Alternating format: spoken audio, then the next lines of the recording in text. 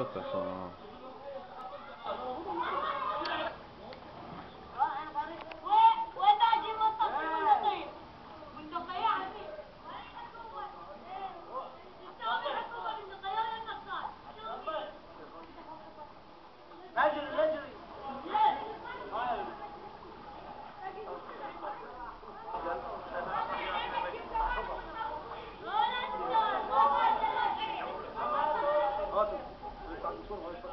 ايه هاي المنتزه والمولده هاي المنتزه والمولده ايش المولده غرقاء هاي المنتزه مال المنطقه متنفس مال المنطقه حفرها مثلا مدير بلديه وسواها منتزه على اساس متنفس وشوف شو صارت.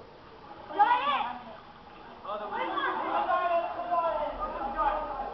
وين شوف كله صوره وكله ما فكروا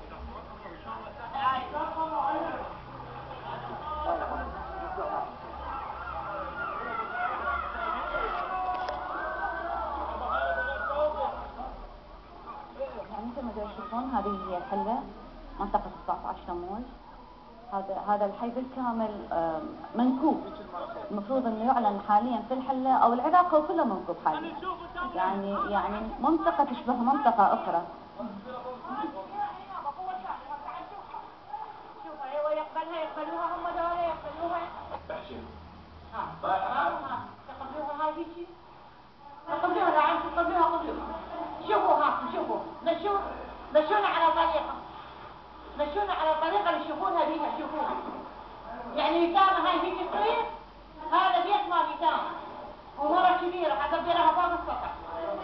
معقول يلا ها باب لا بلدية لا تمشي لا هاي هذا يقبله يجون المالك يستاذن المالك يقبله. يعني هاي بيوت مال المواطنين راحت ويروحون عندنا مرة كبيرة حكي فوق والله. بسم الله الرحمن الرحيم.